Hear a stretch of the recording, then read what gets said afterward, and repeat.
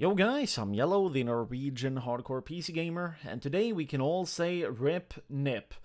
So I figured we should go through a lot of the factors that went into NIP losing in this major qualifier, thus meaning that this will be the first CSGO major that NIP will not be able to properly compete in. Now, this does not mean that the players in NIP are going to be completely done. I mean, things have not been as dire and as crazy as when Fiflaren had to leave the team. But one thing is for sure, and that is that NIP really screwed up, and that's aside from a lot of other factors that they should have been able to expect, hitting them in the face, making it so that they were not able to do anything against Vega Squadron, which were the team that in this qualifier were able to beat NIP out. Now, when you put everything into contrast, it does get kind of obvious, but let's go through some of the very, very important factors that did wreck NIP. So from the get-go, the players didn't perform up to par at all on this specific map, which were Cash. Get Right literally got 2 kills and 3 assists, and that is over 18 rounds in which he died every single round, and all these other buddies on his team, Pith, Forrest, Exist, and Freiburg, only died 1 time less. So that's outright insane from the get-go. Now, moving on then. There's a big factor that is to be expected when any kind of game gets popular, and that is that you'll get a bigger quantity of people and players all across the board, and this is just by raw probability, and it will happen with anything that gets popular, okay? So it works like this. You have most types of players within a game. You'll have a lot of shit players, a lot of smart players, terrible players, godlike players. Essentially, you have a wide range of every single type from good to bad, smart to dumb. This also means that you'll have players that will be sneaky, clever, devious, and you'll have these all across the board as well, in which eventually you'll have these dark horse teams that will come up and that will show the teams that might be a lot older how it should be done in specific scenarios. Now, aside from this, I want to combine this also with the factor of information and how this is incredibly valuable in a competitive setting.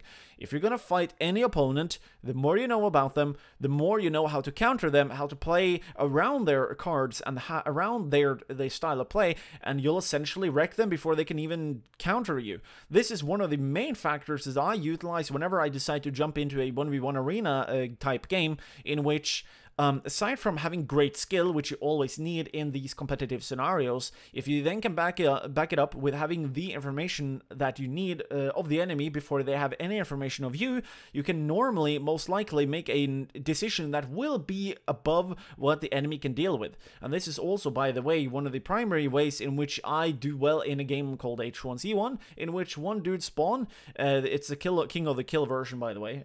You spawn in and you gotta face 175 enemies, or 74 technically, in which if you are just being outright crazy, there are so many bullshit factors that can fuck you over, so you gotta combine knowledge and skill in order to win out. Now that is a bit extreme of a scenario. When it comes down to CS here, everything is a bit different. The stage is altered, so we have not had a major in half a year. This means that the players that truly want to face some of the more skilled teams out there, they will get an insane amount of time in order to prepare. And that's aside from them having nothing to lose, meaning that when you then face NIP in this qualifier, and it's only a best of 1 in the Swiss format, you're going to play to a godlike level. And if these guys in NIP are even slacking a little bit, they will get completely demolished regardless. And so I find this performance by Vega Squadron to be very convincing, but I'm not convinced completely that they will be able to keep up this pace when they're going to face other teams, and especially in best of 3 scenarios, because think about it. How much information are you going to be able to obtain from 1 map? How much information are you going to be able to obtain from 3 maps? It's going to be like 3 times the work effort, the workload on these guys. And so if they aren't going to really step up and be insane, which isn't really something that normally happens with a dark horse type team, you aren't going to probably see them do this well in the future. However, they did really good, and for that, you know what, Vega Squadron, congratulations. And to NIP from getting beat, you should have seen this coming. Other than that, there's not too much more to say about this game and this matchup on Cash, other than that I am still rooting for Europeans in general. I don't have a favorite team or a favorite player, but I enjoy that the matter of fact that Europe is in general dominating when it comes down to Counter-Strike. So I'm gonna hope that some of the Danes and the few Swedes we have in Godsend will be able to do well in the future. And you know what? Aside from you guys probably now learning the importance of just getting information of the enemies and using that well and utilizing it well, there's not too much more to say about this very, very crazy qualifier for the coming major in early January of 2017. And that concludes this video. Thanks for watching.